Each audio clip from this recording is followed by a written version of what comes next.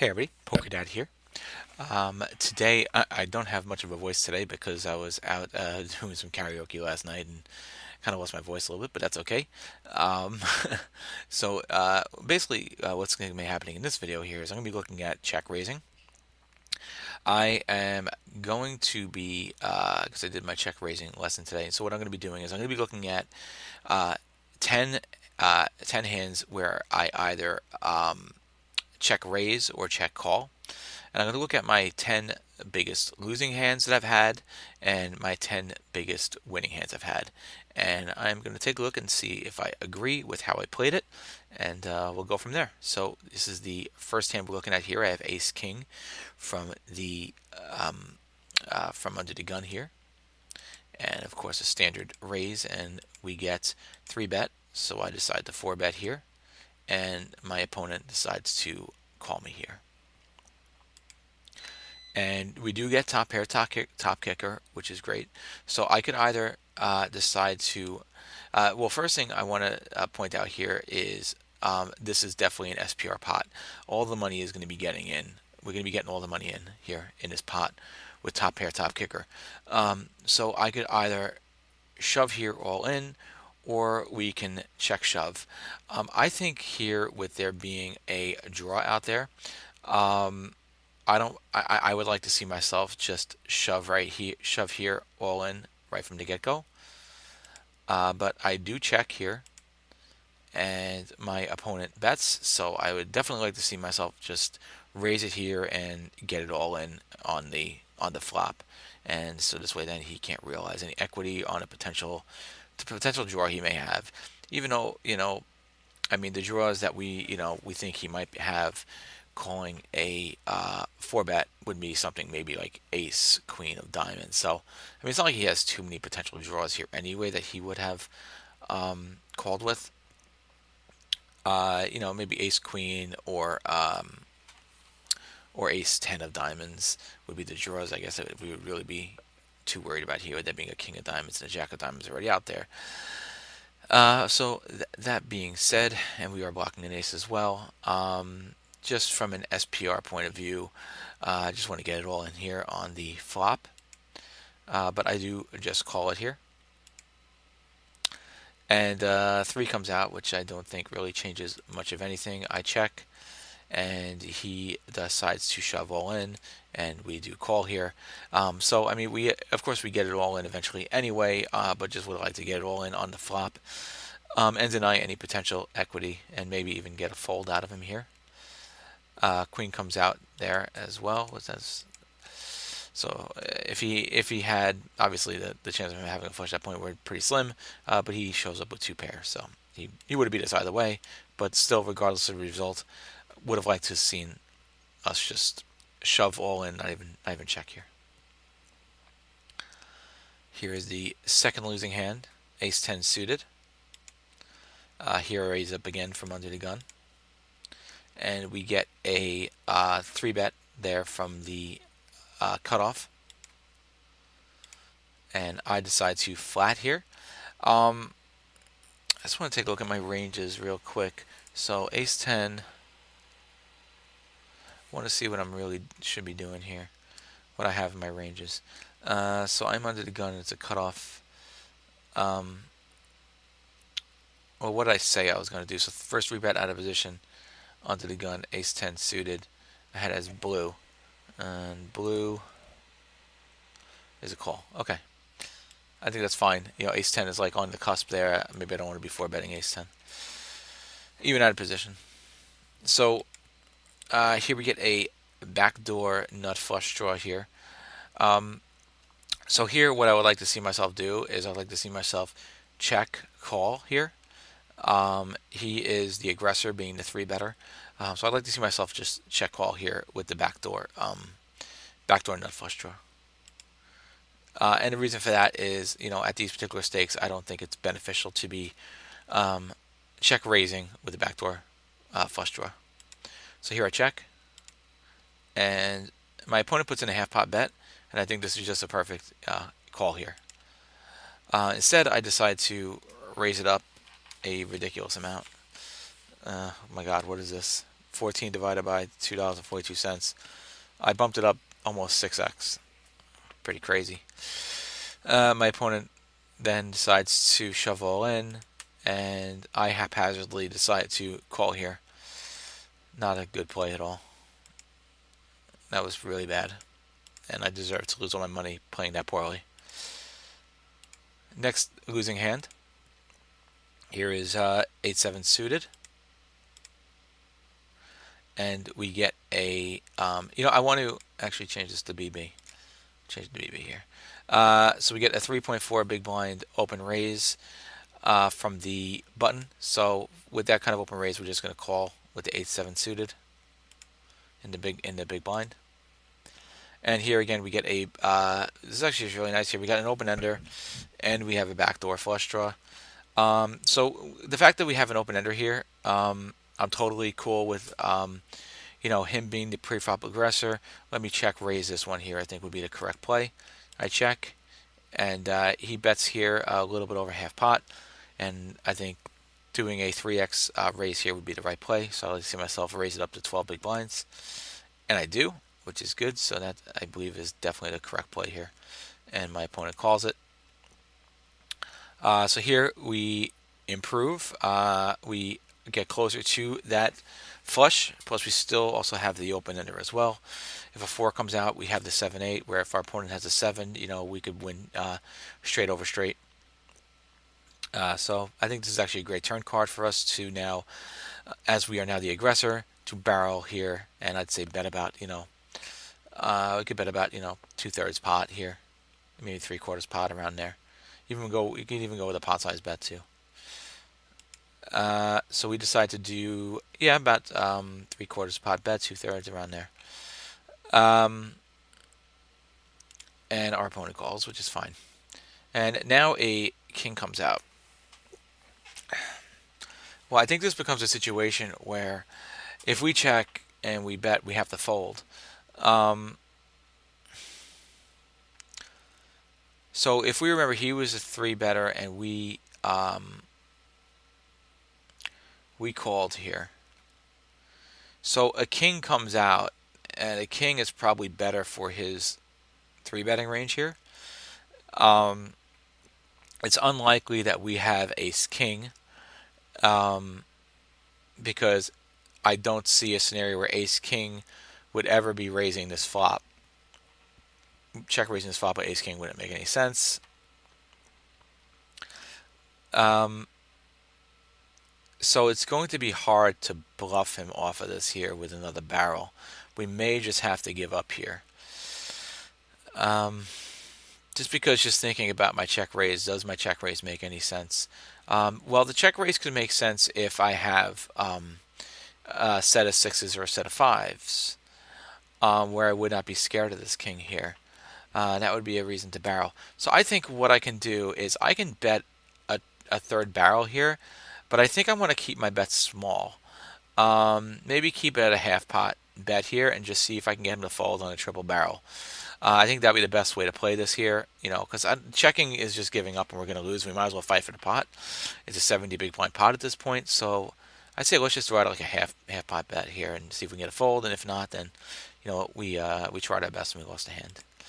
And I threw out a bit of a bigger bet, so I definitely would have liked a smaller bet here.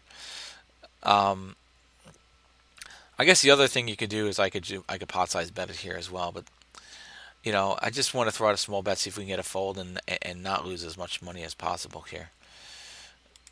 And my opponent does call it, and he had ace king, so nothing we could do about that one. I think I don't, that 3rd barrel, I'd like to actually get some feedback. I'm gonna post this one in the forum, in the 2+2 forum.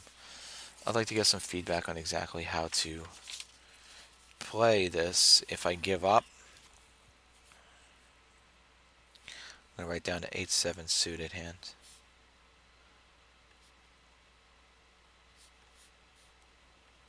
And see what is really the right way to play this river. I'm not really entirely sure on how to play this river here. If I go for the triple barrel bluff or I just give up. Alright, so here comes the 4th hand here. Here we have 10-10. I am in the small blind. And we get a open raise from the button. And I 3-bet at 4x. And he 4-bets us here. And I decide to flat the 4-bet, which is fine.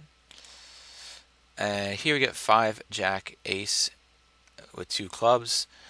So here in this situation, it's very close. There wouldn't be a raise. If anything, I'm going to check call here, and if I don't improve on the turn, I might have a good enough reason here to fold. He did 4-bet us here, so there's a very good chance he has an ace, or he has, ace. He could have pocket aces, he could have pocket kings, pocket jacks, pocket queens. So he could have a set of jacks here. For the 4-bet. Very good chance he does have an ace here and we're beat. So we can check call here. We do check, and our opponent bets really, really small, so no reason not to call it here. Don't want to see myself raise it, and I do call it, which is the right play. 3 comes out, which completes any draws. I'm not so worried about draws from him.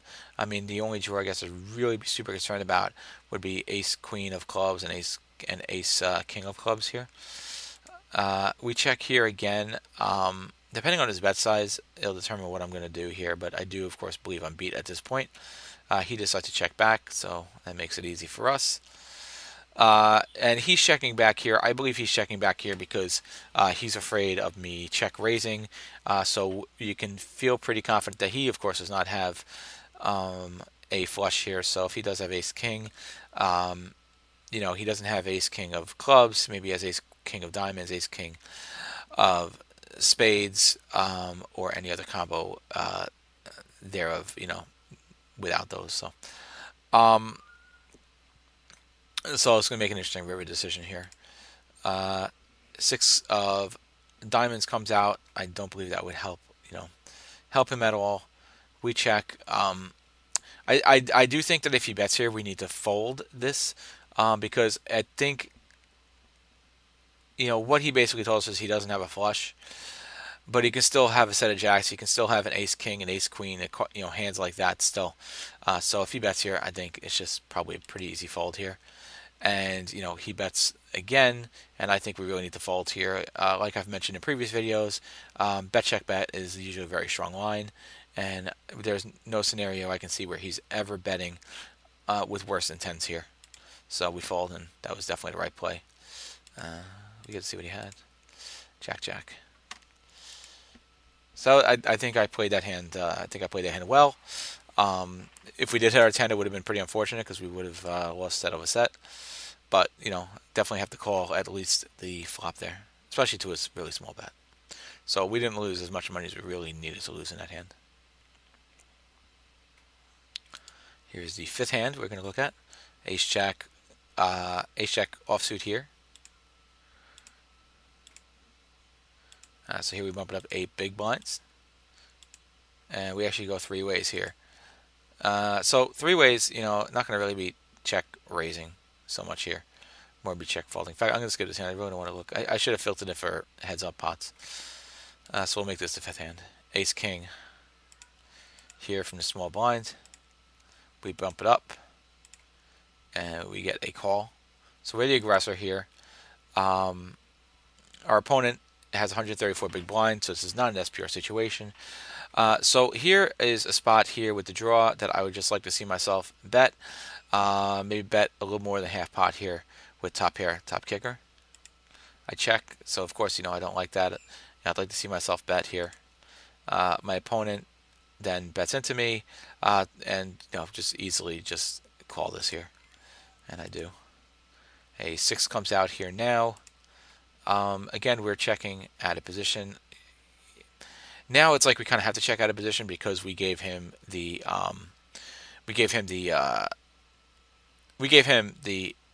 initiative now.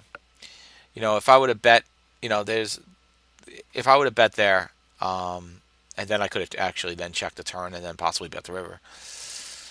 I mean, this hand here, ace king, just top pair, it's worth 1 to 2 streets of value anyway. We're not getting 3 streets of value out of this.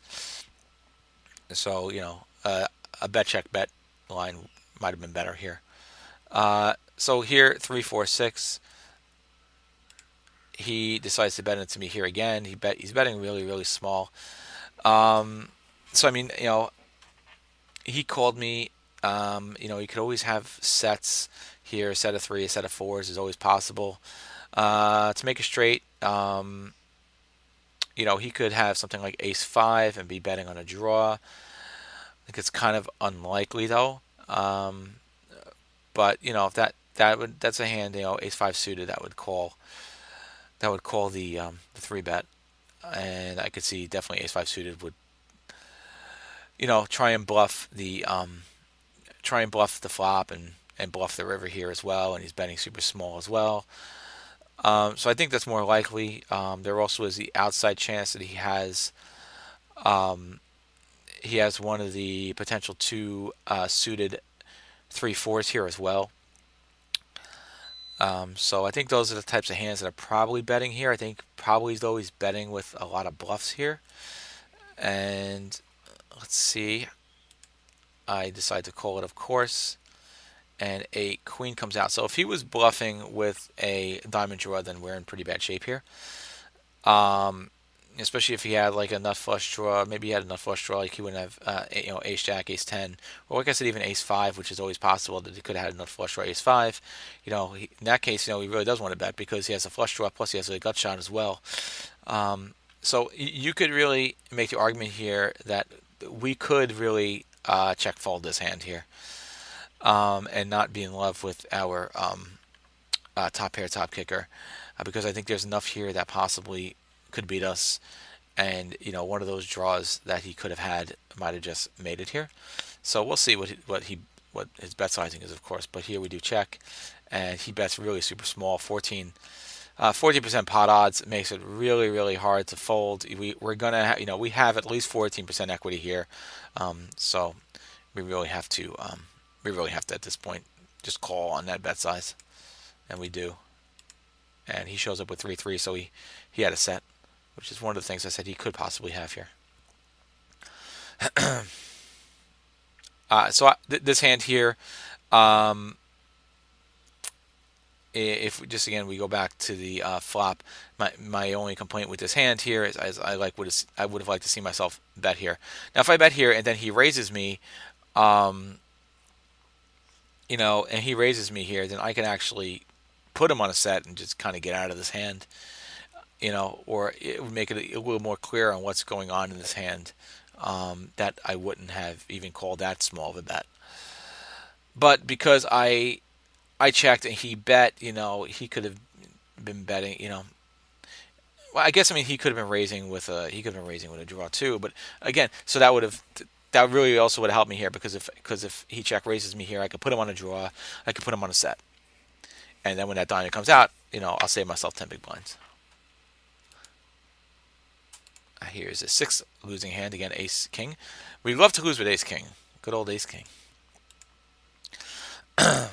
Here we get raised 3.5 big blinds from the button, and we of course are going to 3-bet it up here, 4x, and our opponent calls it, so we are the aggressor here. 9 queen 4 can really be played either way here. I have a backdoor. I got a couple of backdoor draws really. Because what, 9, if a 10 and jack come out, well, if 10 and jack come out, yeah. I think this is a spot I could definitely just, also a super dry board.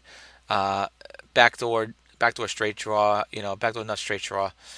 I think we can throw out just a half pot bet is really all I need to throw out here.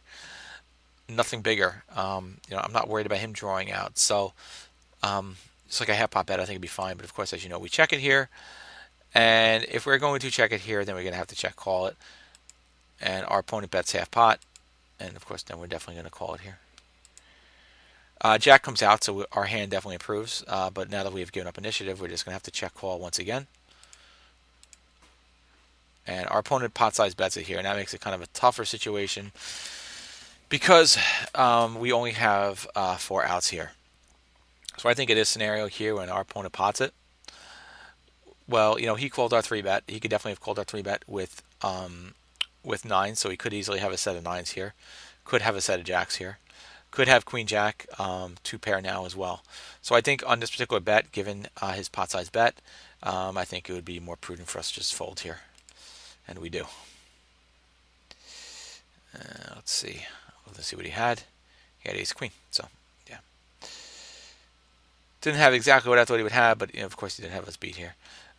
Very aggressive. I think his bet there was more because he wanted to protect his hand with the two clubs out there, which really doesn't make much sense because it's not very likely that I am. Well, I mean, it's not true. I mean, I would check call if I had ace king suited there. I would check call it. So good bet by him. Got me off my draw. Here's hand number 7. Here we are playing full ring. Actually, I've been starting to play more full ring at NL50. Kind of enjoying it. Notice the player pool is a lot weaker at full ring. And also you hit the blinds less too. So I'm actually kind of enjoying the full ring. I've been doing that lately. So this hand probably comes from the last couple of days. Yeah, it comes from yesterday. This hand was played yesterday actually. So here we get a open raise, and that is from the hijack position. And low jack comes in, and I call hijack low jack here because we're playing full ring. It makes more sense. So we get a call there, and in the big blind here, ace 10 offsuit, I decide to isolate here and to get a heads up pot, and we do get that. So I am the preflop aggressor here, and I flush a not flush. I hit a backdoor flush draw, and I said it here. These backdoor flush draws. I mean, this is a backdoor nut flush draw on a paired board. I think I would like to see myself bet here at least one straight, and if I don't improve, then I can fold. The only thing that makes this a little bit more tricky is the fact that we have a paired board here.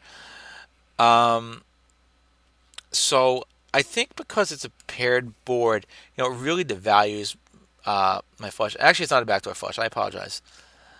Oh, I apologize here. I'm really reading this hand wrong. This is a hand with ace 10, king 7, 7. I'm just going to want to check fold here. So I do check it off, and my opponent bets, and this is a hand I really need to fold because I need to have 2 more spades to come out. Even though he's betting half pot, I think actually this is a hand I can give up on. Paired board, I think this is a hand we should just give up on, but I do call it here. 3 comes out, so we don't approve. So we really need to check fold this turn here, and we do at least. Here's hand number 8, ace 8 suited. And we get the open raise here from the button. And we are going to call it here from the big blind. So we could have called it. We could have raised it. Let me take a look at my big blind versus button, ace 8 suited. Okay, I have it as a call. Okay. And here we flop literally nothing. So the proper thing to do here would be just to check fold it. And we check. He bets into us half pot, and we call it, and that makes no sense to me. This is something I think I really should be folding. I don't have any draws. I don't have anything. 5 comes out. Now it makes it a little worse because I'm thinking, oh, now I get a 4. I can get a straight. We got a paired board here. 4 does come out. A 6 is going to beat me. So we need to check fold this here. He checks behind. Queen comes out, and we do a completely ill-advised bluff. Out of position. I don't really understand what the hell I might have been thinking on this one here. He, of course, is going to call me and show up with ace queen. He lucks out here by landing the queen on the flop. I tried to bluff a flush, which makes absolutely no sense at all. This was just terrible. I mean, it makes no sense because I'm not even blocking club. Like, at least if I was blocking a club, it would make more sense. For me to do this here, but when I'm even blocking a club, it doesn't really make any sense for me to bluff here. Plus the fact it's really hard to sell. It's really hard for me to sell a flush here as a bluff when the 2 clubs are the last 2 cards to come out. So I mean, ultimately, of course, in this hand, we should never have got to this point because I should have folded the flop. Here's hand number 9 of the losing hands. And here we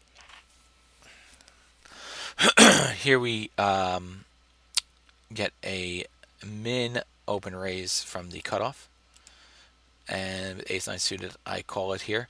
Definitely could have 3-bet him here with this min open raise. So here we get a nut flush draw. Because he is the open raiser, I think this is a perfect check raise spot here. So I check it off. He bets, and I really would like to see myself raise it here. Instead, I just flat it.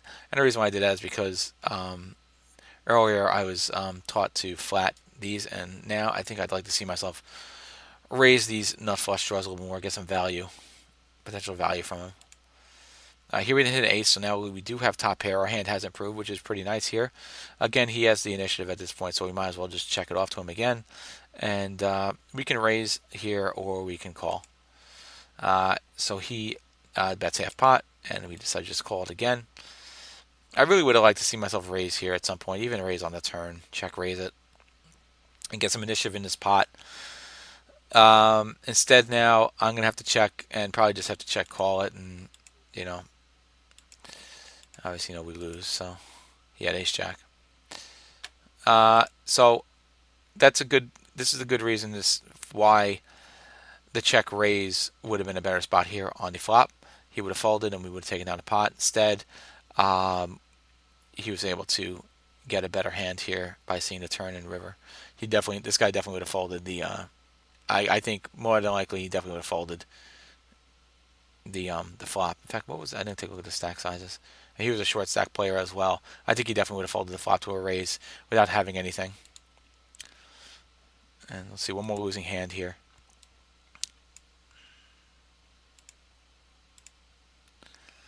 Three big blinds from the button, and ace 10, we call it. And we hit top pair, top kicker. So this is just a simple check call.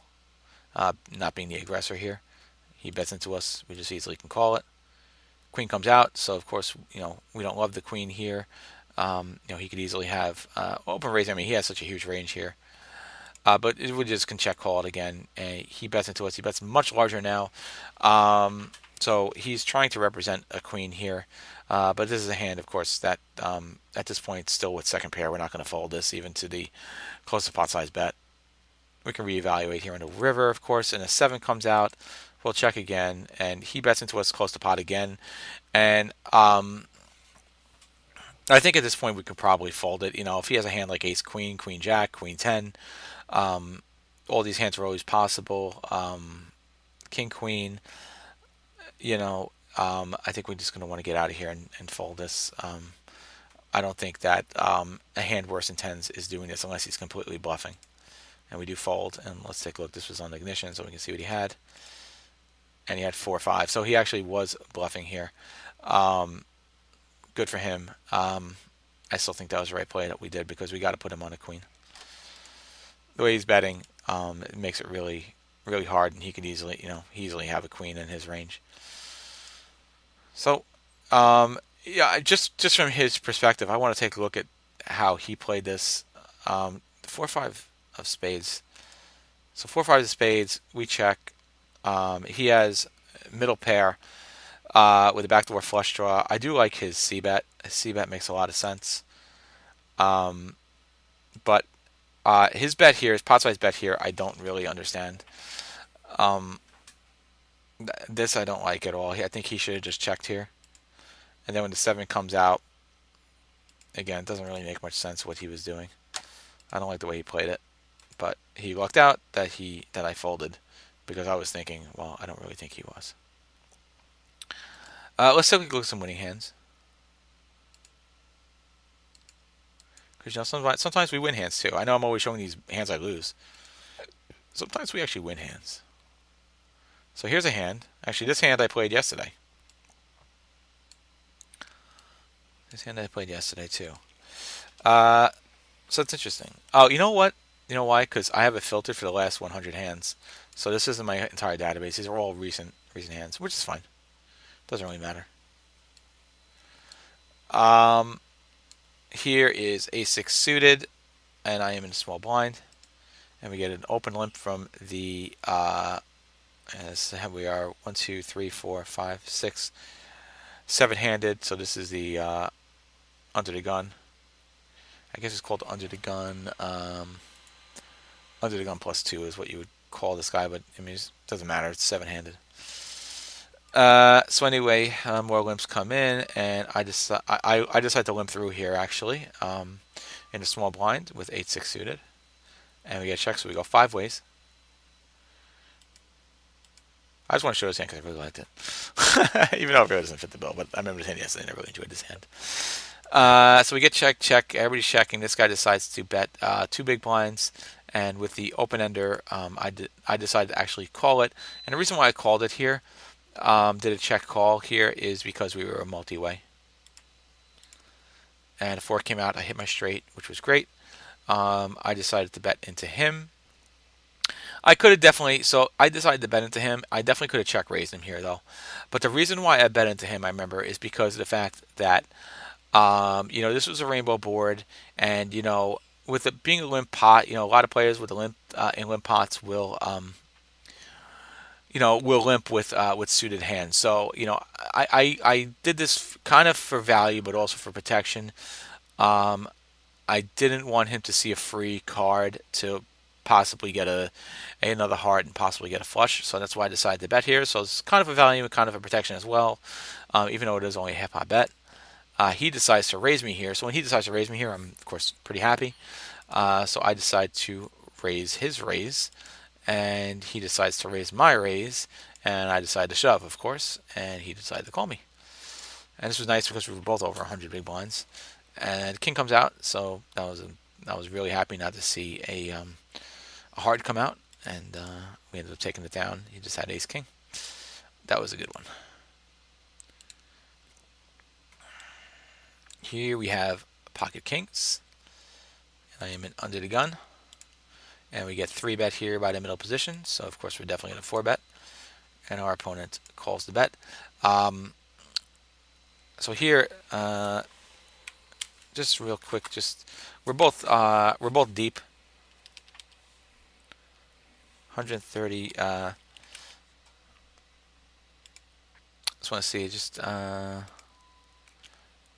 32. This really is actually, because it's this is an SPR situation. Two big blinds.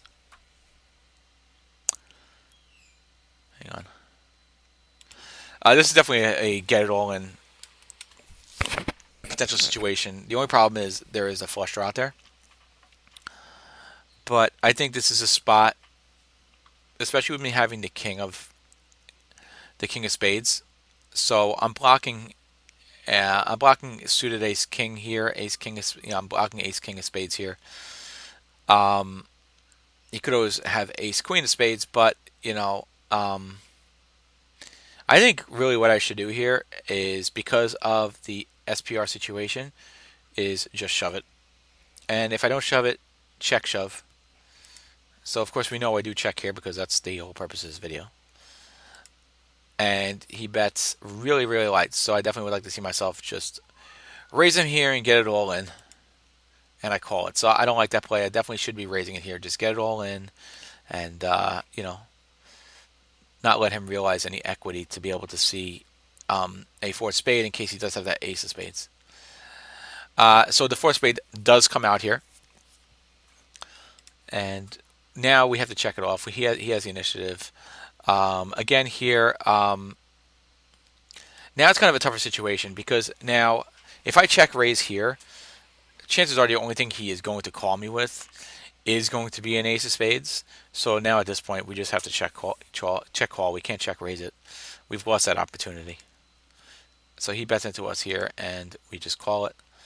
And the queen comes out, and now it's just a matter of him having ace spades. But now that, in fact, now an ace of spades is even more unlikely.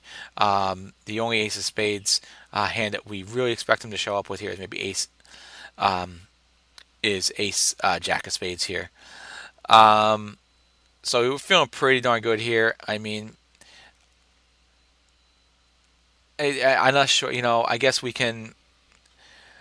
I guess we can check call it here, but since it's so unlikely that he has an ace of spades, I think we could just try and bet for value, and maybe if he has a jack, if he has a jack of spades or something like that, he'll call us. Maybe I mean, what jack of spades is he even going to have? Um, well, he must have some spade because I don't think he's betting here without a spade unless he was completely bluffing here. I just don't think he has an ace of spades unless he has like an ace five of spades.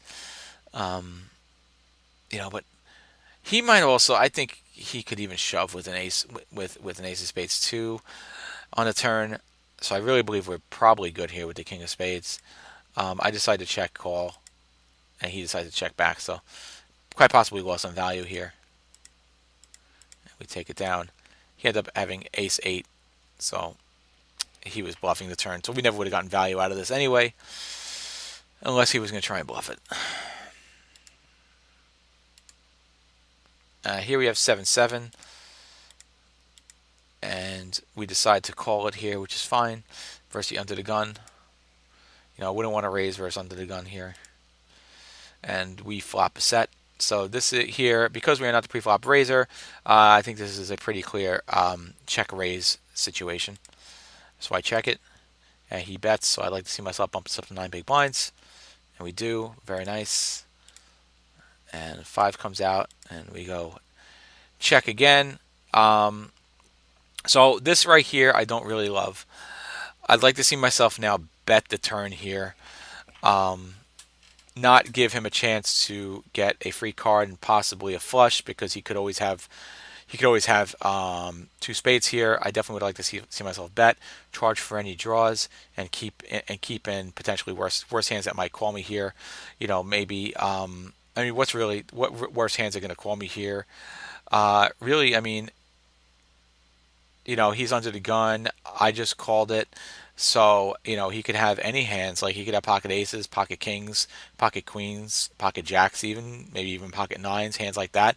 That would definitely check call this here. Um, Especially even like the hands like aces, kings, queens, hands like that. So, I would definitely like to see me bet here and not potentially let him realize any equity if he is on a draw here. And plus, I took the initiative over when I raised it. So here, what I decided to do is I decided to check shove here, and he does call it. So you see, if I would have bet here anyway, he would have. Now, one thing I didn't take a look at is, let me just go back to the flop and look at stack depth. 48 divided by 7 is 6, so it really wasn't really an SPR situation. So I definitely would have liked to see myself bet here. As it turned out, the check shove worked, and we took it down. And like I said, here he had pocket aces. So either way, it would have worked out, and we could have definitely still gotten it all in by the river without the check raise here, because I still think we could have possibly gotten it all in by the river. But again, with the initiative, I think I'd like to see myself just bet there and not give him a free card if he is on a draw, because if he's on a draw and he hits it, then we're in big time trouble.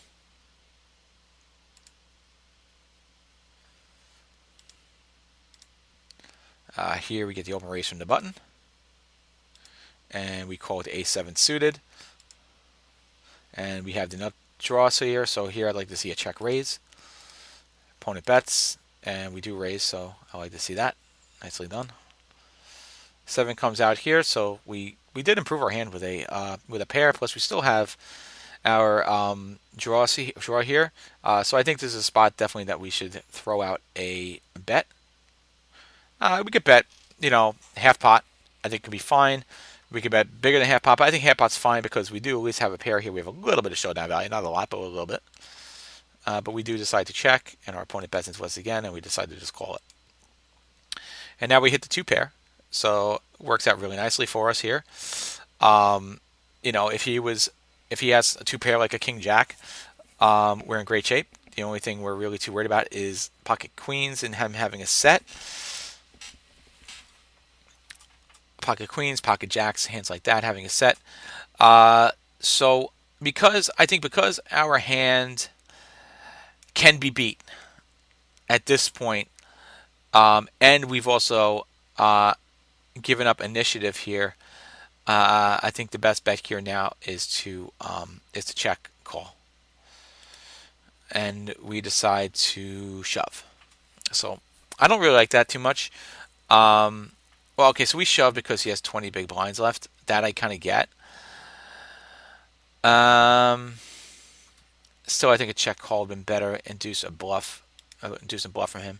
As played, he ends up calling, of course. Not sure what he had. Um, Let me go back. I didn't look at the SPR again. Yeah, I mean, so it wasn't an SPR situation. I think that's a tricky spot. You know, he does only have 20 big blinds left. He called it though, so maybe I had some kind of read. Maybe I had some kind of read on him that I knew he would call. Not really sure. Here I have pocket tens, and we get a call, and I 3-bet it, and so I 3-bet here from the small blind, and this was the open raiser here. Well, not really open raiser. He was open limper, so he's a recreational player. Here we have a gut shot, and we have a top pair. So I just want to see myself bet here. We know I don't because it's a check raising video, and my opponent bets into me here, so this should just be a call, and it is. We've given up initiative, unfortunately. So again, we're just gonna have to check here, and again, I don't like that. Now betting doesn't make any sense. Might as well just check call it here. Not really worried about too many draws. Um, just check call it. He raises me, which is really interesting here. So he's raising me.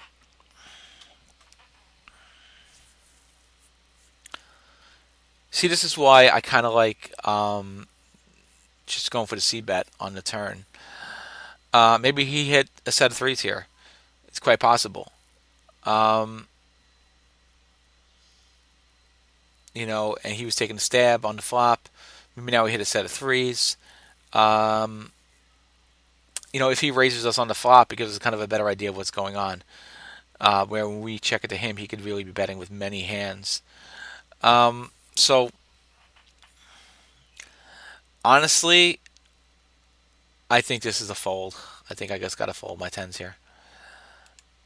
I call it. Six comes out here, and we check, and he bets into us here.